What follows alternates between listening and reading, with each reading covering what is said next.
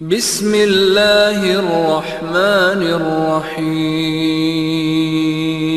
پہلا سوال یہی ہے کہ کیا حج کے احکام اور مسائل کی وضاحت کے لیے کوئی کتابچہ کوئی بکلیٹ ہے یا نہیں ہے؟ تو آپ کی اطلاع کے لیے الحمدللہ صوبائی جمعیت اہل حدیث ممبئی کے زیر اہتمام کتاب حج کے متعلق چھپی ہوئی ہے، حج کا آسان طریقہ، جو الحمدللہ ابھی جب آپ نکلیں گے ظہر کی نماز کے بعد تو آپ کو دروازے پر رضاکاران دے دیں گے انشاءاللہ تبارک و تعالیٰ۔ اس میں حج کے احکام و مسائل بھی ہیں اور خصوصی دعائیں بھی درج ہیں جسے آپ آسانی کے ساتھ کتاب سے پڑھ سکتے ہیں۔ حج کا جو ہم یہاں سے یا حج یا عمرہ کے لیے یہاں نکلتے ہیں تو احرام یہاں سے پہن کے جانا ہے یا ایئرپورٹ پہ یا جہاں بیچ میں جہاں فلائٹ پکڑتے یا میقات یا؟ جی اہم سوال ہے، بھائی سوال یہ کر رہے ہیں کہ حج کے لیے جب ہم نکلتے ہیں تو احرام کہاں سے پہن کر کے جائیں؟ ایک بات اچھی طرح سے اس کے لیے جاننا ضروری ہے کہ احرام کیا ہے اور احرام کا کپڑا کیا ہے۔ جو ہم پہن کے جاتے ہیں وہ احرام نہیں ہے، وہ احرام کا کپڑا ہے۔ احرام کا کپڑا کا مطلب یہ ہے کہ ہم سلے ہوئے کپڑے نکال کر کے دو بغیر سلی ہوئی چادروں کو پہن کر احرام میں جائیں گے، یعنی حج یا عمرے کی نیت کریں گے، حج یا عمرے کی عبادت میں داخل ہوں گے۔ تو احرام کا معنی ہے نیت الدخول فی النسک، الدخول فی النسک، عبادت میں داخل ہونا۔ عمرے کی عبادت میں داخل ہونا یا حج کی عبادت میں داخل ہونے کا معنی کیا ہے؟ احرام۔ جیسے ہم نماز کے لیے اللہ اکبر کہتے ہیں تو نماز میں داخل ہو جاتے ہیں، ایسے ہی جب لبیک عمرہ کہیں گے تو عمرے میں داخل ہو جائیں گے، لبیک حجن کہیں گے تو حج میں داخل ہو جائیں گے۔ یہی لبیک عمرتن کہنا احرام ہے، یہی لبیک حجن کہنا احرام ہے۔ اور یہ جو بغیر سلی ہوئی چادریں جو ہم پہنتے ہیں، بغیر سلا ہوا کپڑا نکال کر مردوں کے لیے، یہ اصل میں احرام کی چادر ہے، احرام کا کپڑا ہے۔ تو یہ آپ جب چاہیں پہن لیں، گھر سے پہن کر کے بھی نکل سکتے ہیں، ایئرپورٹ پر بھی جا کر کے بدل سکتے ہیں، موقع ہو تو فلائٹ کے اندر بھی جا کر کے آپ بدل سکتے ہیں۔ بس آپ جب جائیں گے یہاں سے جب آپ جائیں گے تو دو شکلیں اس سال خاص طور پر جیسا کہ ذمہ داروں نے بتلایا ہے کہ دو طرح سے حجاج جا رہے ہیں۔ ایک بڑی تعداد حاجیوں کی ایسی بھی ہے اس سال ممبئی سے جانے والے حاجیوں کی جو جدہ نہیں جا رہے ہیں، ڈائریکٹ ان کو مدینہ جانا ہو رہا ہے۔ آپ لوگ زیادہ جانتے ہوں گے کہ کس کو مدینہ ڈائریکٹ جانا ہے، پہلے مدینے سے فارغ ہو کر کے، زیارت سے فارغ ہو کر کے پھر مکہ آنا ہے، اور کس کو جدہ جانا ہے، مکہ جانا ہے، حج سے فارغ ہونا ہے یا حج سے پہلے مدینہ جانا ہے پھر واپس آنا ہے۔ یہ ترتیب آپ کے علم میں ہوگی۔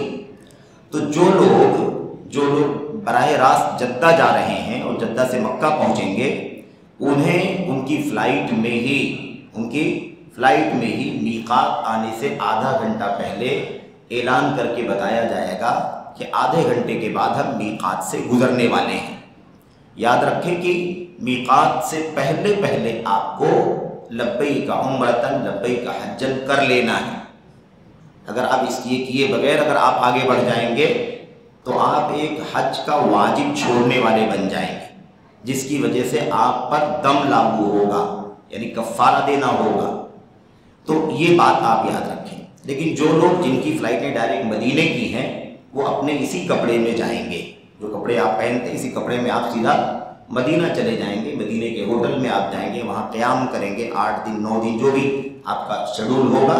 اس کے بعد جب وہاں سے آپ نکلیں گے مکہ کے لیے تو آپ مدینے والوں کی میقات ذوالحلیفہ سے گزریں گے، اور وہاں پر آپ کو اپنے سلے ہوئے کپڑے نکال کر احرام کی چادروں کو بدل کر لبیک حجن یا لبیک عمرتن کہنا ہوگا۔ جو لوگ جدہ جا رہے ہیں وہ فلائٹ میں ان کو بتایا جائے۔ یہ ہے طریقہ۔ تو یہ لباس ہے، آپ میقات سے پہلے چاہے جب بدل سکتے ہیں، میقات سے پہلے چاہے جب، ضروری ہے کہ میقات سے پہلے آپ کا سلا ہوا کپڑا نکل جائے اور آپ دو چادروں میں آ جائیں۔ مردوں کے لیے، عورتوں کا کوئی خاص احرام نہیں ہے، ان کا اپنا لباس جو ہے جو پہنتی ہیں عام طور پر وہی ان کا، اسی میں وہ احرام کریں گی۔ بس ضروری یہ ہے کہ وہ لباس مطلب موٹا ہو، ہے نا، بہت زیادہ شفاف نہ ہو، چست نہ ہو، یا مثال کے طور پر اور کسی طرح کی کوئی کمی نہ ہو، اس کے اندر صاف ستھرا، ہے نا، مناسب لباس ہو، اس کے اندر بے حجابی نہ ہو۔ رمی کہہ رہے ہیں کہ رمی یعنی جمرات کو کنکری مارنے کے بارے میں۔ جمرات کو کنکری مارنے کے احکام 2 جگہوں پر ہیں، 2 جگہوں پر ہے رمی کنکری مارنے کی۔ ایک حکم ہے 10 تاریخ کو، قربانی والے دن 10 تاریخ کو جب ہم رات میں مزدلفہ میں رہیں گے اور صبح جب 10 تاریخ کو مزدلفہ سے واپس لوٹیں گے، منی آئیں گے، تو 10 تاریخ ہوگی اور 10 تاریخ کو کئی کام کرنے ہوتے ہیں حاجی کو، جس میں سب سے پہلا کام جو ہے ترتیب میں وہ بڑے والے جمرے کو کنکری مارنا ہے۔ بڑا والا جمرہ آپ کے روٹ کے حساب سے لاسٹ میں پڑے گا۔ آپ جب گزریں گے منی سے، منی آئیں گے اور آپ کنکری مارنے جائیں گے تو پہلے چھوٹا والا، پھر اس کے بعد بیچ والا، پھر اس کے بعد بڑا والا۔ تو پہلے کو دوسرے کو چھوڑ کر تیسرے والے کو، جس کو جمرہ کبریٰ کہتے ہیں یا جمرہ عقبہ کہتے ہیں، اس کو 7 کنکریاں مارنی ہیں، یہ 10 تاریخ کو۔ اس کے بعد 11، 12 اور 13 تاریخ کو بھی کنکری ماری جاتی ہے، اور یہ 10 تاریخ کو جو کنکری مارتے ہیں یہ صبح جب آپ پہنچیں گے، منی آئیں گے تو آپ کنکری ماریں، آپ کنکری ماریں صرف بڑے والے کو۔ یہاں کوئی آپ پر پابندی نہیں ہے کہ آپ کب سے شروع کریں گے، آپ کب سے شروع کریں گے، کوئی مسئلہ نہیں شروع کرنے میں۔ آپ شروع پہلے بھی کر سکتے ہیں، چاشت کے وقت سے پہلے بھی شروع کر سکتے ہیں اور مار سکتے ہیں، شام تک، غروب تک مار سکتے ہیں، بلکہ ضرورت کے مطابق غروب کے بعد بھی مار سکتے ہیں۔ لیکن 11، 12 اور 13 تاریخ کو جو منی میں قیام کے دن ہیں، ان میں کنکریاں تینوں جمرات کو ماری جائیں گی، تینوں جمرات کو، چھوٹے کو، درمیانی کو اور بڑے والے کو، تینوں کو 7 کنکریاں ماری جائیں گی۔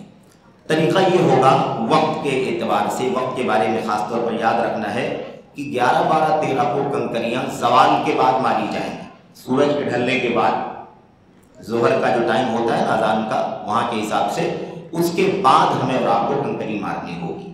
اس سے پہلے کنکری مارنا درست نہیں ہے۔ 10، 11، 12، 13 تاریخ کو زوال سے پہلے کنکری مارنا درست نہیں ہے۔ صحابہ کرام کہتے ہیں کُنَّا نَتَحَيَّرُ حَتَّى إِذَا زَالَتِ الشَّمْسُ رَمَيْنَا، ہم کھڑے ہو کر کے وقت دیکھتے رہتے تھے، جب سورج ڈھل جاتا تھا تو ہم کنکری مارتے تھے۔ تو 11، 12، 13 کو زوال کے بعد پہلے چھوٹے والے کو 7 کنکری، اس کے بعد بیچ والے کو، اس کے بعد بڑے والے کو۔ کنکری مارنے کا طریقہ یہ ہوگا کہ چھوٹی چھوٹی کنکریاں ہوں، کل سب تفصیلات انشاءاللہ آئیں گی، ہمارے مشائخ بیان کریں گے۔ چھوٹی چھوٹی کنکریاں چنے کے دانے کے برابر، بکری کی میگنی کی سائز کے برابر، ایک کنکری پھینکیں گے اللہ اکبر کہہ کر کے، پھر دوسری پھینکیں گے اللہ اکبر کہہ کر کے، تیسری اللہ اکبر کہہ کر کے، ایسے ہی 7 کنکریاں یہاں ماریں گے، اور اس کے بعد آگے بڑھ کر کے قبلے کی طرف ہو کر کے دعا کریں گے۔ پھر اس کے بعد دوسرے جمرے کو کنکری ماریں گے، بالکل ایسے ہی ایک ایک الگ الگ کر کے 7 کنکریاں اللہ اکبر بول کر کے، پھر اس کے بعد قبلہ رو ہو کر کے دعا کریں گے، اور پھر اس کے بعد بڑے جمرے کو ایسے ہی بسم اللہ ایسے ہی اللہ اکبر بول کر کے 7 کنکریاں ماریں گے اور دعا کیے بغیر واپس لوٹ جائیں گے۔ سیم ایسے ہی 11 کو، سیم ایسے ہی 12 کو، اور اگر 12 تاریخ کو نکلنا ہے تو آپ نکل سکتے ہیں دن ڈوبنے سے پہلے، اور اگر نہیں نکلنا ہے تو 13 تاریخ کو بھی رکیں اور 13 تاریخ کو بھی یہ تینوں جمرات کو کنکری مار کے پھر منی سے آپ نکل جائیں، اپنے ہوٹل کو چلے جائیں۔ یہ ہے کنکری مارنے کا طریقہ۔ قصر کے 2 احکام یاد رکھیں، سمپل، ایک دم آسانی کے ساتھ۔ نمازوں کے بارے میں 2 باتیں ایک دم خاص یاد رکھیں۔ منی میں جو بھی نمازیں آپ کو پڑھنی ہیں، منی میں جو بھی نمازیں آپ کو پڑھنی ہیں، چاہے وہ آپ 8 تاریخ کو پڑھتے ہو یا 11، 12، 13 تاریخ کو پڑھتے ہو، منی کی نمازوں میں قصر ہے، جمع نہیں ہے۔ منی کی نمازوں میں قصر ہے، جمع نہیں ہے۔ 4 رکعت والی نماز 2 رکعت کر کے پڑھی جائے گی، ظہر، عصر اور عشاء۔ مغرب میں کوئی قصر نہیں، فجر میں کوئی قصر نہیں، سنتیں کچھ نہیں پڑھنی ہیں سوائے وتر کے اور فجر کی سنتوں کی۔ تو منی میں نمازیں صرف اور صرف قصر ہیں، جمع نہیں۔ ہر نماز کو اپنے ٹائم پر، ظہر کو ظہر، عصر کو عصر، مغرب کو مغرب، عشاء کو عشاء، فجر کو فجر، اپنے ٹائم پر پڑھنا ہے، لیکن 4 رکعت والی نمازیں قصر کر کے 2 پڑھنا ہے۔ اس کے علاوہ عرفہ میں اور مزدلفہ میں نمازیں جمع بھی کرنی ہے، قصر بھی کرنی ہے۔ عرفہ میں بھی اور مزدلفہ میں، دونوں میں نمازیں جمع بھی ہیں اور قصر بھی ہے۔ مثال کے طور پر عرفہ میں آپ کا ظہر اور عصر کی نماز وہاں پڑھنی ہے، ظہر اور عصر کی نماز کو جمع تقدیم کر کے پڑھنا ہے، قصر بھی کرنا ہے، ظہر کو 2 رکعت اور عصر کو 2 رکعت، اذان ہوگی، اقامت ہوگی، 2 رکعت ظہر کی نماز پڑھی جائے گی، پھر دوسری اقامت ہوگی اور 2 رکعت عصر کی نماز پڑھی جائے گی۔ یہ سب کب پڑھا جائے گا؟ ظہر کی اذان کے بعد ہی، ظہر کے اذان کے بعد ہی، اور دونوں نمازوں سے فارغ ہو جایا جائے گا تاکہ پورا وقت فری ہو، غروب تک آپ اطمینان سے اللہ تبارک و تعالیٰ سے دعا کریں۔ یاد رکھیں کہ یہ حج کے سفر کا سب سے زیادہ قیمتی ٹائم ہے، سب سے قیمتی ٹائم ہے، یہ ہے جمع تقدیم۔ اور اس کے بعد جب آپ غروب کے بعد نکل جائیں گے، غروب عرفہ میں کرنا ہے، غروب عرفہ میں کرنا ہے، اس کے بعد نکلنا ہے۔ جب وہاں سے آپ نکلیں گے تو مزدلفہ میں آپ کو کیا کرنا ہے؟ آپ کو مغرب اور عشاء کی نماز جمع کرنا ہے، مغرب اور عشاء کی نماز۔ یہ جمع تاخیر ہوگی، جمع تاخیر یعنی مغرب اور عشاء کی نماز کو عشاء کے ٹائم میں، مغرب کی نماز کے وقت کے لیے اذان دیں گے، 3 رکعت مغرب پڑھیں گے اور اس کے اقامت کہیں گے، مغرب پڑھیں گے 3 رکعت، پھر دوسری اقامت کہیں گے عشاء کے لیے اور 2 رکعت عشاء کی نماز پڑھیں گے۔ اگر مزدلفہ پہنچ جاتے ہیں 12 بجے سے پہلے، رات کو آدھی رات سے پہلے پہنچ جاتے ہیں، تو ظہر مغرب اور عشاء کو ایسے ہی جمع کر کے پڑھ لیں گے۔ اور اگر بہت دیر ہو جاتی ہے، اصل میں مزدلفہ میں پڑھنا ہے، مغرب عشاء کو مزدلفہ میں پڑھنا ہے، لیکن کبھی ٹرافک کی وجہ سے بہت زیادہ تاخیر بھی ہو جاتی ہے، 2 بج جاتے ہیں، کبھی 3 بج جاتے ہیں، ایسا بھی ہو جاتا ہے۔ اگر ایسی کوئی صورت پیدا ہو جائے کہ آپ آدھی رات سے پہلے نہ پہنچ پائیں مزدلفہ، تو جہاں بھی آپ کو راستے میں آپ وضو کریں، وضو کر کے دونوں نمازوں کو جمع اور قصر کر کے پڑھ لیں۔ تو خلاصہ یہ ہے کہ منی میں جمع نہیں ہے، صرف قصر ہے، اور منی اور مزدلفہ اور عرفات میں جمع اور قصر دونوں ہیں، یہ آپ یاد رکھیں۔ احرام اور شریعت میں کوئی نماز پڑھنے کے لیے کیا نماز پڑھے؟ بھائی پوچھ رہے ہیں کہ کیا احرام کے لیے کوئی نماز ہے؟ احرام کے نام سے کوئی نماز نہیں ہے شریعت میں۔ ایسا نہیں ہے کہ آدمی احرام کا کپڑا پہننے جا رہا ہے تو اس کو کوئی 2 رکعت نماز پڑھنی چاہیے، ایسی کوئی تعلیم اللہ کے نبی کی حدیثوں میں نہیں ہے۔ ہاں اگر کوئی فرض نماز کا وقت ہے تو پڑھنا ہی ہے نا، یا ایسا کہہ سکتے ہیں کہ فرض نماز کے موقع پر احرام کے کپڑے پہنے جائیں تو ٹھیک ہے، لیکن احرام کے نام سے کوئی نماز نہیں ہے۔ 10 تاریخ کو احرام کا فرض انتظام کرنے کے بعد احرام 10 تاریخ کو کب اتار سکتے ہیں؟ اس کو بھی بہت سمپل سمجھیں، ایک دم آسانی سے، کنفیوژن بہت ہوتی ہے۔ 10 تاریخ کو کل 5 کام ہیں۔ کتنے کام ہیں؟ 5 کام۔ بڑے جمرے کو کنکری مارنا، نمبر 2 قربانی کرنا، نمبر 3 سر کے بال کٹانا یا مڈانا، نمبر 4 حج کا طواف کرنا، نمبر 5 حج کی سعی کرنا۔ یہ 5 کام ہے نا۔ 5 کام میں سے ایک کام آپ نکال دیجیے، قربانی۔ ایک کام آپ کیا کریں؟ نکال دیں، قربانی کو ابھی نکال دیں۔ 4 کام ہیں، 4 کام باقی بچے۔ ان 4 کاموں میں سے طواف اور سعی کو کمبائن کر کے ایک جوڑیے، طواف اور سعی کو کمبائن کر کے جوڑ، ایک ساتھ میں ملا کر کے ایک جوڑیے۔ اب کل کتنے کام باقی ہو گئے؟ ٹوٹلی کتنے کام ہو گئے؟ 3 کام ہو گئے۔ ایک ہو گیا بڑے جمرے کو کنکری مارنا، ایک ہو گیا سر کے بال کٹانا یا مڈانا، تیسرا کام ہو گیا طواف اور سعی ملا کر کے ایک کام۔ 3 کام ہو گئے۔ اس طرح سے ان 3 کاموں میں سے جب آپ 2 کام کر لیں گے تو آپ احرام اتار لیں گے۔ کوئی بھی اس ترتیب سے کوئی بھی 2 کام آپ کر لیں گے تو آپ احرام کے کپڑے اتار کر کے سول کپڑا پہن سکتے ہیں، خوشبو لگا سکتے ہیں، ہے نا، ناخن کاٹ سکتے ہیں، بال کاٹ سکتے ہیں، سارے کام کر سکتے ہیں۔ آپ آدھا حلال ہو چکے ہیں، آدھا حلال ہو گئے یا پہلے چھوٹا حلال ہو چکے ہیں۔ اور جب تینوں کام کمپلیٹ کر لیں گے تو آپ پورے طور پر کیا ہو جائیں گے؟ حلال ہو جائیں گے۔ جو ہے نا اپنے ازدواجی تعلقات ہوتے ہیں وہ بھی ہم قائم کر سکتے ہیں۔ بات واضح ہو گئی؟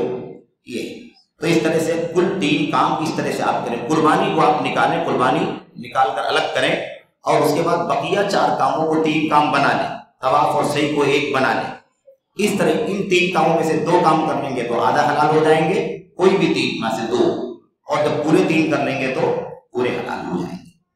मीना में अगर कपड़ा तब्दील करना है तो क्या वो चेहरे पर नहीं लगना चाहिए? अगर लग जाए तो कोई मसला है? कोई मसला नहीं है, आपके लिए तो ऐसे भी कोई मसला नहीं है, माओ बहनों के लिए कोई मसला नहीं है। ये बात याद रहे कि सर के ढांकने का मसला मर्दों के लिए है, औरतों के लिए नहीं है। मर्दों के लिए सर का ढांकना भी मना है, चेहरा भी ढांकना मना है। चेहरा ढांकना भी सही कौल के मुताबिक चेहरा ढांकना भी मर्दों के लिए मना है इहराम की हालत में, लेकिन औरतों के लिए सर ढांकने का कोई मसला है ही नहीं। मसला रहा चेहरे का, तो चेहरे के बारे में अल्लाह के नबी ने फरमाया है कि हाथों के बारे में फरमाया दस्ताना नहीं पहनेगी, और चेहरे के बारे में फरमाया कि नकाब नहीं पहनेगी। नकाब मतलब एक फिक्स कपड़े से चेहरे को बांध लेना। चेहरे का जो चेहरा ढांकने के लिए जो कपड़ा होता है वो लिबास नहीं पहनेगी। अलबत्ता अजनबी मर्दों का सामना होता है, उससे बचने के लिए दुपट्टे वगैरह का इस्तेमाल करेगी, दुपट्टे वगैरह का इस्तेमाल करके अजनबियों से बचेगी। तो अगर मीना में कपड़ा बदलना चाहते हैं तो कपड़ा बदलने कोई मसला नहीं है। अगर चेहरे पर लग जाता है तो लगने से कोई फर्क नहीं पड़ता, बिल्कुल कोई हर्ज की बात नहीं है, कोई मसला नहीं है। दूसरा सवाल है, हज पर जाने से पहले बहुत लोग अपने करीबी लोगों को दावत देते हैं, क्या ये सही है? अब अगर इसकी कोई शरई हैसियत समझते हैं तब तो नहीं सही है। ऐसी कोई शरई हैसियत समझते हैं कि हज पर जाने से पहले रिश्तेदारों को बुला करके खाना खिलाना वो सुन्नत है या दीन का हिस्सा है, तब तो नहीं सही है। लेकिन अगर आम मतलब मुलाकात के हिसाब से कोई दावत ले ले, वहाँ चले जाएं, है ना, रिश्तेदार बुला लें इकट्ठा होकर के कहीं दावत, ताकि मुलाकात हो जाए सब लोगों से, या हज पे जाने वाले लोगों को बुला लें कि सब लोग हमारे पास आ जाएं, हम सब मिल करके एक बार खाना पानी खा लें, एक दूसरे सलाम कलाम कर लें।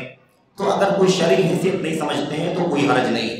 लेकिन अगर शरई हैसियत समझते हैं उसकी, है ना, या ये रस्म शरई हैसियत की जगह ले चुकी है, तो ये दुरुस्त नहीं है, इससे बचना जरूरी है।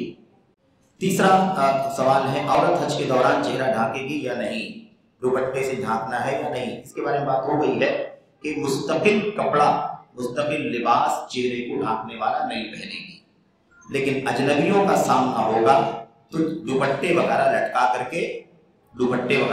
करके ओढ़नी से अपने चेहरे को अजनबियों से बचाएगी।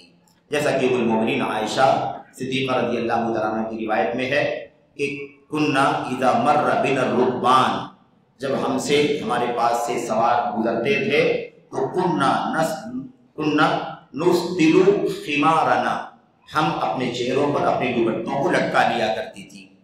तो ये बात हो चुकी है कि मुस्तकिल लिबास के जरिए आप अपने चेहरे को मत पहनकर चेहरे को मत छुपाएं, क्योंकि अल्लाह के नबी सल्लल्लाहु अलैहि वसल्लम ने इससे मना फरमाया है।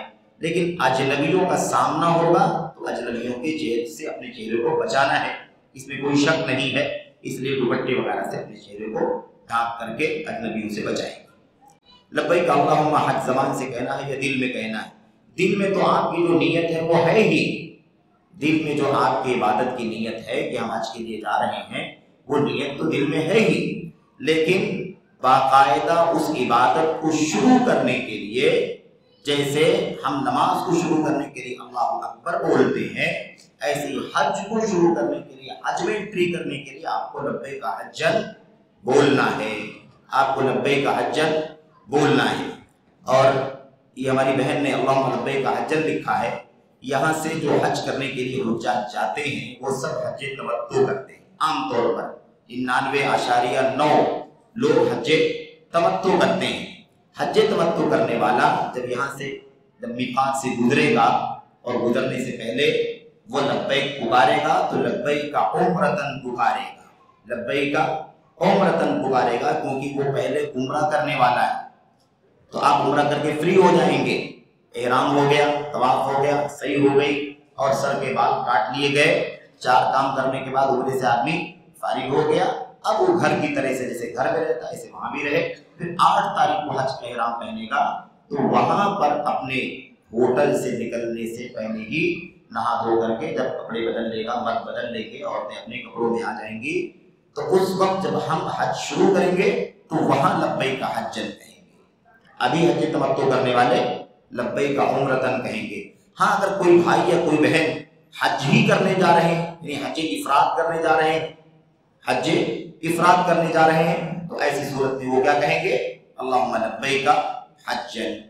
किस किस मकाम पर नमाज कसर करना है, ये भी बात हो चुकी है कि देखिए सफ़र जो है ना, हमारा सफ़र, हम हिंदुस्तान से जा रहे हैं तो दौरान सफ़र जितनी भी नमाजों का टाइम आता है इसमें हमारे लिए कसर है, जमा है, जैसे भी हम चाहें कसर जमा करके अपनी नमाजों को हम पढ़ें।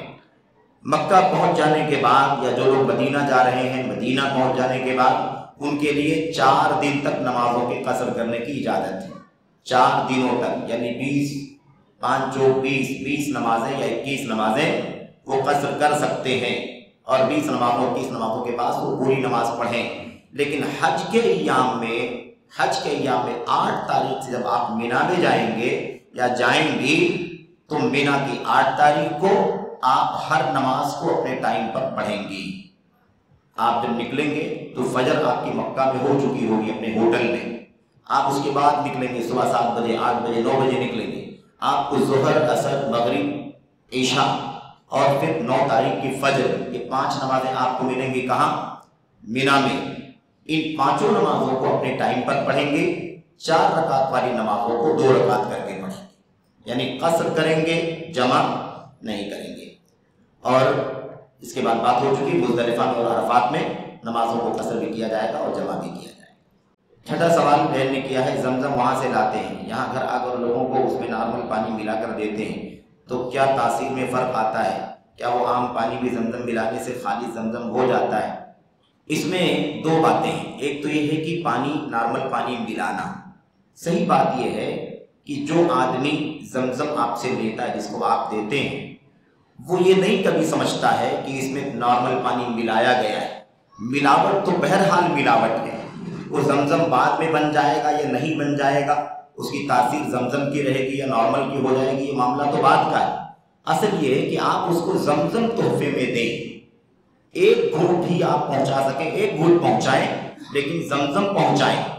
वो कभी नहीं सोचता है कि आप हज करके आए हैं और आप उसे नॉर्मल पानी मिला करके जमजम समझ करके दे रहे हैं।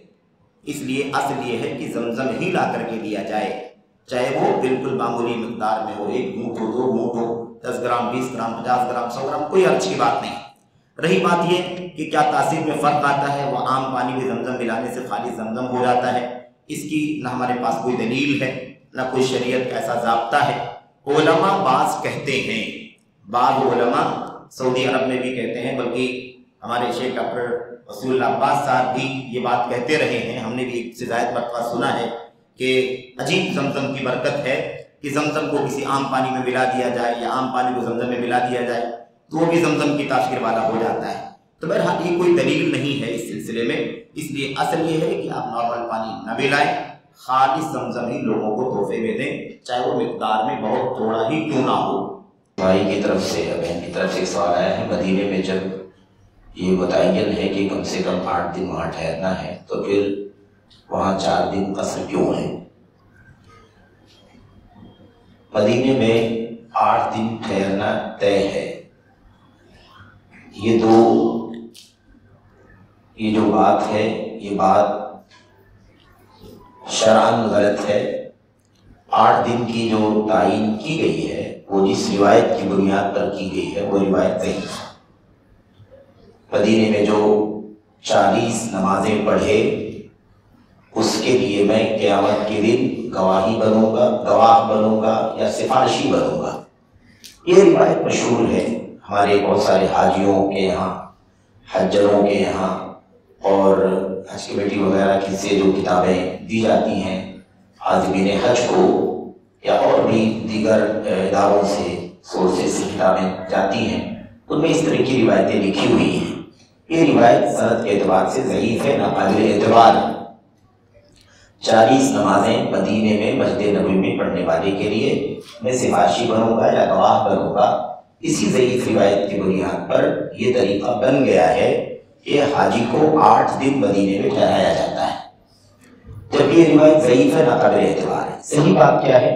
सही बात यह है कि अल्लाह के नबी अलैहिस्सलाम ने यह फरमाया है कि जो शख्स किसी भी मस्जिद में, मस्जिद नबवी में नहीं, किसी भी मस्जिद में 40 दिनों तक پابندی کے ساتھ باجماعت نماز پڑھے، اس کی تکبیر تحریمہ نہ چھوٹے، تو میں اس کے لیے قیامت کے دن سفارشی بنوں گا یا گواہ بنوں گا۔ تو 40 دن میں جو نماز پڑھی جائے گی وہ 200 نمازیں ہیں۔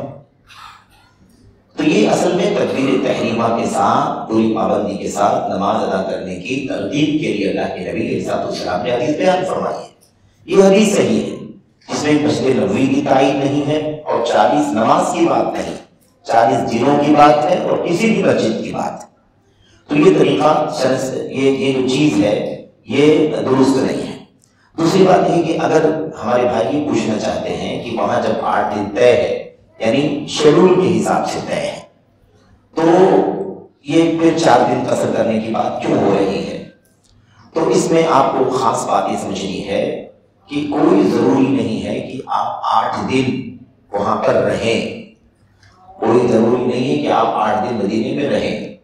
اس لیے مسجد وہاں مدینے میں رہتے ہوئے طالب علمی کے وقت اتنے سارے جھگڑے حجاج کی طرف سے آتے تھے کہ ہماری 40 نماز نہیں ہوئی ہے، ان کو مکے سے نکلنے میں لیٹ ہو گیا، مکے سے نکلنے میں تاخیر ہو گئی، بس کے آنے میں تاخیر ہو گئی، ٹرافک میں تاخیر ہو گئی، ہجرہ جو پوائنٹ ہے مطلب چیک پوائنٹ ہے، حاجیوں کے پاسپورٹ وغیرہ چیک کیے جاتے ہیں اور ان کے ایکوموڈیشن یعنی رہائش وغیرہ کی ترتیب کی جاتی ہے، وہاں پر کبھی کبھی ایک پورا دن چلا جاتا ہے، یعنی مدینے کے حدود میں آنے سے پہلے ہی۔ تو کبھی 7 دن ملتا ہے، کبھی 6 دن ملتا ہے، کبھی کوئی مطلب 30 نمازیں پڑھ رہا ہے، کوئی 35 نمازیں پڑھ رہا ہے، کوئی 32 نمازیں پڑھ رہا ہے، کوئی اس سے کم ہے۔ پھر کبھی کبھی واپسی کا شیڈول بھی الگ ہو جاتا ہے، فلائٹیں آگے پیچھے ہو جاتی ہیں۔ تو اس لیے یہ کچھ بھی تعین نہیں ہے، بلکہ صحیح بات یہ ہے کہ یہ حتمی نہیں ہے، یہ اعلان ہوتا ہے، کبھی اس سے کم ہوتا ہے، کبھی زیادہ ہوتا ہے۔ حج کمیٹی کے ذمہ داران سے حاجیوں کی بہت شکایت رہتی تھی اور وہ بھیڑ لگا کر کے ادھر ویسا جو حج کا حج مشن ہے مدینے کا، وہاں کے اسٹاف سے کافی الجھتے تھے۔ 4-5 آفیسیں مدینے میں ان کے لیے بنائی گئی تھی حاجیوں کی خدمات کے لیے، تو ہر پوائنٹ پر جا کر کے سب سے بڑی شکایت جو حاجیوں کی آتی تھی کہ ہم اب پہنچے ہیں، ہماری 4-5 نمازیں چھوٹ گئی ہیں اور اب ہمیں فلاں تاریخ کو جانے کی بات ہے تو ہماری 40 نماز مکمل نہیں ہو رہی ہے، تو ہمیں یہ فضیلت چھوٹ جائے گی، ہماری فلائٹ ڈیلے کی جائے، ہمارا ایسا کیا جائے، اس سارے مسائل ہوتے ہیں۔ تو اصل یہ ہے کہ یہ چیز حتمی نہیں ہے، حتمی نہیں ہے، نہ شریعت کے اعتبار سے حتمی ہے اور نہ مطلب حج کے شیڈول اور اس کی ترتیب کے حساب سے حتمی ہے۔ اس لیے بہرحال آپ عام مسافر کی حیثیت سے ہیں، آپ کو اس میں سے کمی بیشی ہو سکتی ہے، اس لیے آپ اس قدر کا فائدہ اٹھائیں۔ قصر جو اللہ تبارک و تعالیٰ کی طرف سے رخصت ہے، صدقۃ تصدق اللہ بہا علیکم، یہ ایک رخصت ہے، ایک صدقہ ہے اللہ کی طرف سے جو اللہ نے آپ پر کیا ہے، اس لیے اس آسانی کا فائدہ اٹھائیں اور اس کے بعد اور قصر کریں، اور اس کے بعد جو وقت آپ کو ملتا ہے اس سے مکمل نماز پڑھ کر کے گزاریں، اور جب آپ کے سفر کا شیڈول ہو تو آپ سفر کریں۔ جزاکم اللہ خیر۔ طواف کرتے تھے، طواف کے درمیان جب نماز ہوتی ہے، اذان ہوتی ہے وہاں پر، تو ہمارا طواف آدھا رہ جاتا ہے، تو کیا ہم واپس طواف کو دہرانا ہے کہ ہم جہاں رکے وہیں سے اس طواف کو واپس یہ کرنا ہے؟ جی، اور کبھی ہماری وضو بھی ٹوٹ جاتی ہے تو ہم واپس باہر آ کے وضو کرتے ہیں، تو واپس دہرانا ہے کہ وہیں سے شروع؟ ہاں، 2 سوال ہو گیا۔ ایک سوال ہو گیا کہ ہم طواف کر رہے تھے، پاک ہیں، وضو نہیں ٹوٹا، اور جیسے ہی طواف کرتے کرتے اقامت ہوئی تو ہم جہاں کھڑے تھے ہم نے وہیں پر نیت باندھ لی اور جماعت کے ساتھ نماز پڑھ لی۔ اگر یہ صورت ہو تو وہیں سے آپ اپنا چکر مکمل کریں، اسٹارٹ نہیں کرنا ہے۔ آپ نے 3 مکمل کیا تھا، چوتھے میں آپ چل رہے تھے اور اقامت ہو گئی، آپ نماز میں شامل ہو گئے، نماز سے آپ فارغ ہوئے، پھر وہیں سے آپ مکمل کیجئے، یعنی چوتھا ہی آپ کا چل رہا ہے، آپ حجر اسود کے پاس پہنچیں گے، چوتھا مکمل ہو جائے گا، پھر 5واں 6واں 7واں آپ مکمل کر لیجیے۔ اگر وضو ٹوٹ گیا ہے تو آپ باہر نکل جائیں، باہر نکلنے کے بعد 3 اگر ہوا تھا تو آپ چوتھے سے شروع کریں گننا، 5 ہوا تھا تو چھٹے سے گننا شروع کریں، اور آپ حجر اسود سے اپنے طواف کا نمبر اسٹارٹ کریں۔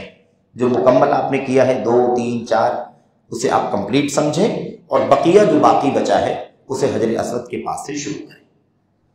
یہ پاکی وضو ٹوٹ جانے کی صورت میں، اور وضو بہرحال صحیح بات یہ ہے کہ طواف میں لازم ہے، طواف نماز ہے، الطواف صلاۃ الا انہ رخص فیہ الکلام اور اجیز فیہ الکلام، طواف نماز ہی ہے، फ़र्क इतना है कि उसमें बात करने की इजाज़त दी गई है। तो मिना में जो आप 11, 12, 13 तीनों तारीखों में रहेंगे, इन तारीखों में नमाज का तरीका ये होगा कि हर नमाज को अपने वक्त में पढ़ेंगे, नमाज को अपने वक्त में पढ़ेंगे, जमा नहीं करेंगे। अलबत्ता 4 रकात वाली नमाज को कसर करके 2 पढ़ेंगे। मिना में हर नमाज को अपने वक्त में पढ़ेंगे, अलबत्ता हर नमाज को और अलबत्ता 4 रकात वाली नमाज को कसर करके पढ़ेंगे। सुन्नतें नहीं पढ़नी हैं, जो नमाज के बाद और पहले की सुन्नतें होती, ये सारी सुन्नतें रुखसत है, इसे नहीं पढ़ना है, सिवाय फजर की 2 रकात सुन्नतों के और वित्र की नमाज के। इन दोनों का अहतमाम अल्लाह के नबी अलैहिस्सलाम हमेशा किया करते थे, इसलिए इन दोनों का अहतमाम हमेशा किया जाए। बकिया ज़ोहर के आगे पीछे की सुन्नतें, मगरिब के बाद की सुन्नतें, इशा की बाद की सुन्नतें, ये सारी सुन्नतें हमें नहीं पढ़ना है, रुखसत है हमें। जुमे की नमाज ऐसे भी मुसाफिर पर नहीं है, और आप जब हज में होंगे तो आप हज के काम में होंगे, और हज का काम आपकी जुमा से ईद से कहीं ज़्यादा अहम है, जुमे से और ईद से कहीं ज़्यादा अहम है। 10 तारीख को ईद उल अज़हा की नमाज होती है हरम में और हर मस्जिद में, जो भी मस्जिद है या मुसल्ले में, ईदगाहों में, लेकिन हाजी कहाँ होता है? हाजी 10 तारीख को अपने हज के काम में होता है, उसको मालूम भी नहीं पड़ता है कि आज ईद का दिन है, मैं ईद की नमाज भी पढ़नी थी। तो ईद की नमाज से कई गुना ज़्यादा अहम काम में हाजी मशगूल है, इसलिए उसे न जुमे की फ़िक्र करना है, न उसे ईद की फ़िक्र करना है। बिल्कुल अपने काम की फ़िक्र करना है। जैसा कि शेख ने कहा कि ज़वाल के बाद कंकरी मारना है। ज़वाल के बाद आपके जुम्मा का वक्त होता है, आप जुम्मा की नमाज़ पढ़ने के लिए जाएंगे कि कंकरी मारेंगे? आपको कंकरी मारने की फ़िक्र करनी है, जुमे की नमाज को आपको फ़िक्र नहीं करनी है। आप पर जुमा नहीं, आप पर जुमा नहीं है, आपको फ़िक्र करने की ज़रूरत नहीं है उसकी। ईद की नमाज भी नहीं है आपके ऊपर।